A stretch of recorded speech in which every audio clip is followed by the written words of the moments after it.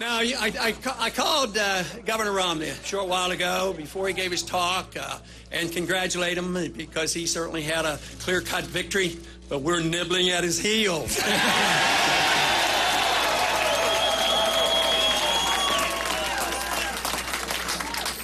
But there was another victory tonight. He had a victory, but we have had a victory for the cause of liberty tonight.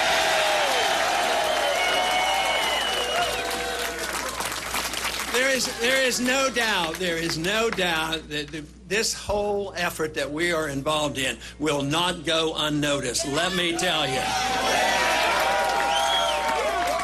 I think the intellectual revolution that's going on now to restore liberty in this country is well on its way, and there's no way they're going to stop the momentum that we have started.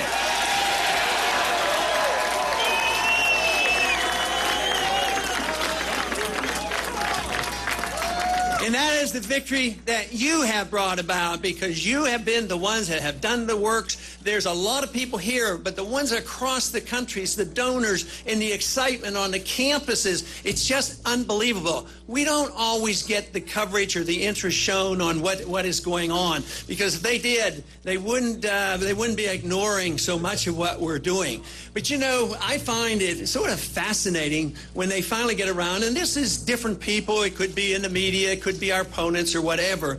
But I sort of have to chuckle when they describe you and me as being dangerous.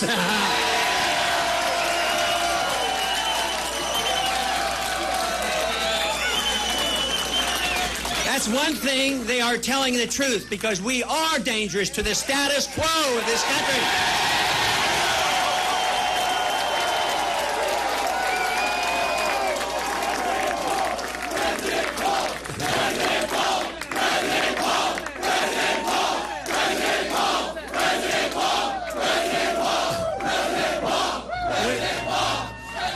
We will remain a danger to the Federal Reserve System as well. Yes. And the Fed, right, and the Fed.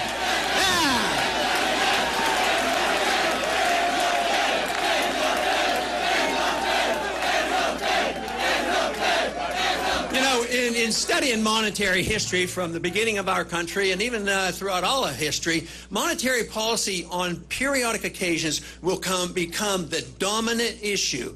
And we have emphasized that, and it has become an important issue. Just think, this is the first presidential campaign that the subject ever came up since the Federal Reserve was started.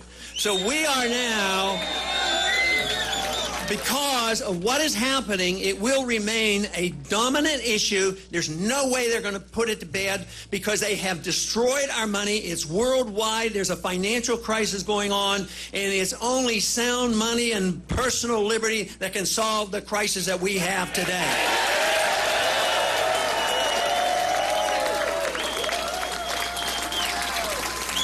But the one reason I talk about the monetary system so much, it was a sneaky, deceitful way to pay the bills. You know, an honest government that wants to be a big spending government would tax the people, and then the people would know what they were doing. If we had to pay taxes for everything that they do, you know, the people would rise up and stop it.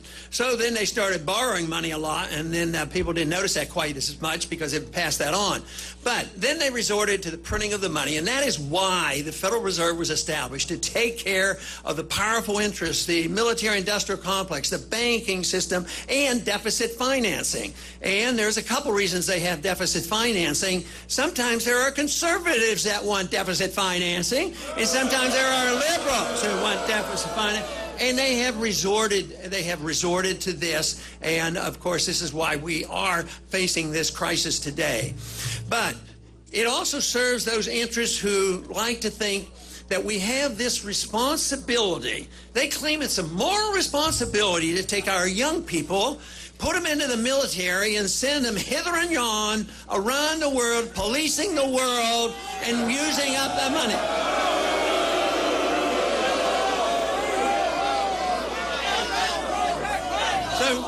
So So just as we have been able to bring to the forefront that most important issue of funny money, fiat money, the paper money system, the Federal Reserve, we have brought to the forefront. Others have tokenly talked about it. They get in office and they do nothing about it.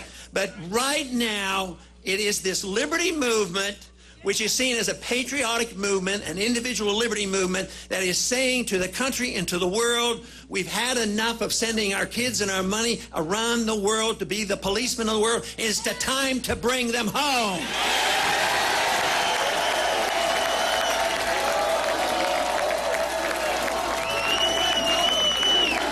Bring them home.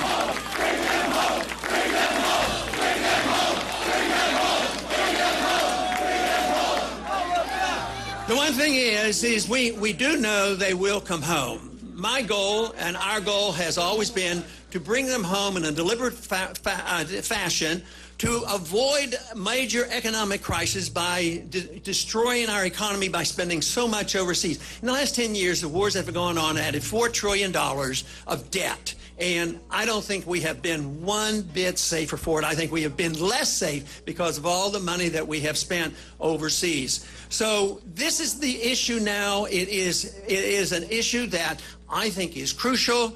Jim mentioned in the introduction that, so often they say that if we tell people that we think we should spend less in the military, they say, oh, that means you want to cut defense. No, if you cut the military-industrial complex, you cut war profiteering, but you don't take 1 penny out of national defense.